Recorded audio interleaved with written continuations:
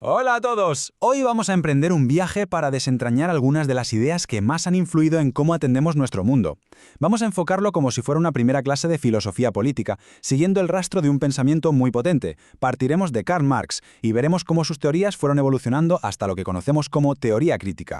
Muy bien, ¿preparados? Esta será nuestra hoja de ruta. Primero nos preguntaremos qué es lo que mueve la historia según Marx. Después nos pondremos a diseccionar su análisis del capitalismo. Veremos después el famosísimo concepto de la lucha de clases. A continuación, daremos un salto en el tiempo para ver cómo esta teoría se tuvo que adaptar. Y al final, reflexionaremos sobre qué tiene que ver todo esto con el mundo de hoy. Para empezar, como en toda buena sesión de filosofía, tenemos que partir de la pregunta más básica, la pregunta fundamental que Karl Marx se hizo para intentar entender la sociedad en su conjunto. A ver, hasta entonces muchos pensadores explicaban la historia como una sucesión de grandes reyes, de batallas decisivas o de ideas que venían casi del cielo. Pero Marx propuso una respuesta totalmente diferente, una que no miraba hacia arriba, sino hacia abajo, a lo más terrenal, a las condiciones materiales de nuestra vida.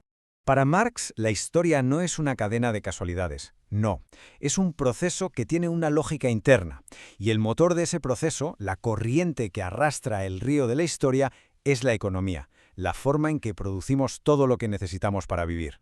Fijaos bien en este esquema, porque es la idea central de Marx hecha dibujo.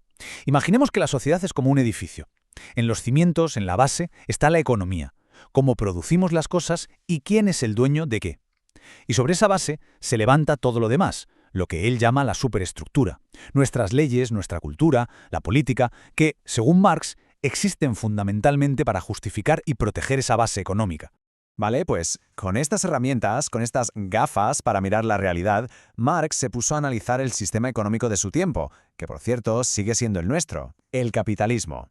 Como un buen científico, Marx empieza por lo más pequeño, por el átomo del sistema, la mercancía, y se da cuenta de que cualquier mercancía tiene como dos caras. Por un lado, su valor de uso. Un bolígrafo sirve para escribir, ¿verdad? Y por otro, su valor de cambio. ¿Cuántos cafés me dan por este bolígrafo? Marx sostiene que este valor no es al azar, sino que depende del tiempo de trabajo humano que ha costado producirlo. Y aquí viene la pregunta del millón. Si las cosas intercambian por su valor real, ¿de dónde sale el beneficio del capitalista? Pues aquí Marx introduce su concepto estrella, la plusvalía. La idea, en esencia, es que el trabajador se le paga un salario para que sobreviva, pero durante su jornada laboral produce un valor mucho mayor que el de ese salario. Esa diferencia, ese tiempo de trabajo extra que no se le paga, es la plusvalía, y esa es, para Marx, la fuente de toda la ganancia. De acuerdo. Si esa es la estructura económica, la siguiente pregunta es, ¿qué tipo de sociedad se genera a partir de ahí? La respuesta de Marx es contundente. Una sociedad en conflicto permanente. Vamos a ver por qué.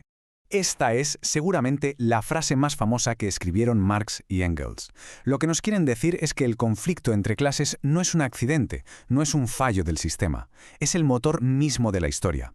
Pasó con los patricios y los plebeyos en Roma, con los señores y los siervos en la Edad Media, y en la era moderna el conflicto se da entre dos nuevas clases.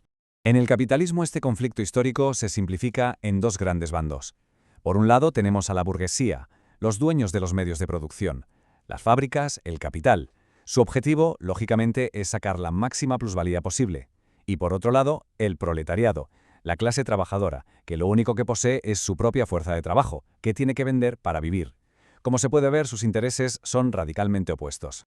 Marx no solo describió el sistema, sino que se atrevió a predecir su futuro. Él veía el capitalismo como un sistema con una contradicción interna enorme, que lo hacía inherentemente inestable. Su propia lógica, pensaba, generaría crisis cada vez más grandes y una explotación mayor, hasta que la tensión fuera insoportable y estallara una revolución. Pero claro, la historia a veces no sigue los guiones. Las revoluciones no estallaron en los países más industrializados como se esperaba. Y esto obligó a una nueva generación de filósofos y sociólogos a pararse a pensar y a actualizar el análisis marxista. El siglo XX trajo consigo fenómenos que Marx no pudo ni imaginar. El ascenso del fascismo, la aparición de una cultura de consumo masiva, la radio, el cine. Todo esto planteaba preguntas incómodas. ¿Por qué la clase obrera en Alemania o en Estados Unidos no se había vuelto revolucionaria? ¿Habría quizás nuevas formas de control social mucho más sutiles? Para responder a esto, nació la Escuela de Frankfurt.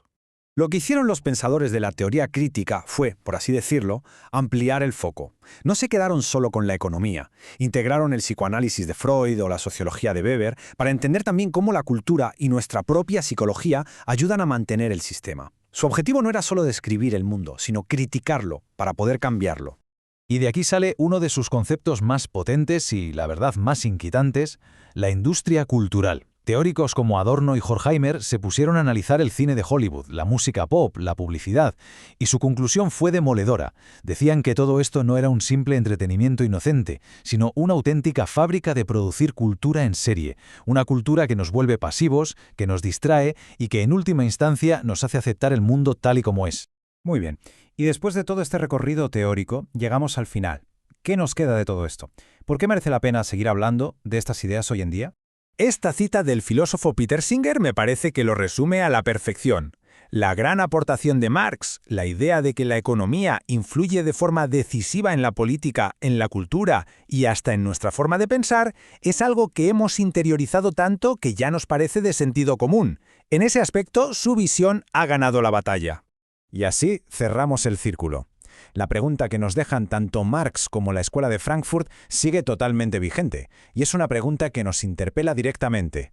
¿De qué forma la cultura que consumimos hoy en día, las series, la música, las redes sociales, sirve para justificar y hacer que nos parezca normal el sistema económico en el que vivimos?